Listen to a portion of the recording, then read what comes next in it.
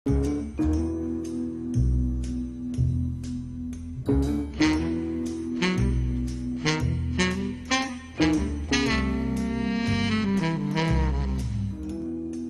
बात है इस जर्मन शेफर्ड की। जरा इस विलायती डॉगी मियाँ की शान तो देखिए, कितने मजे से पुलिस मोबाइल में सैर कर रहा है।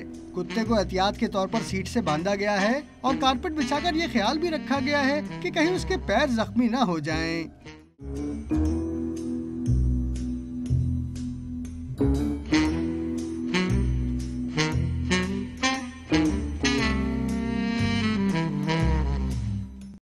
जब डॉन न्यूज की टीम ने ताकुब किया तो पता चला कि ये पुलिस मोबाइल स्पेशल ब्रांच की है।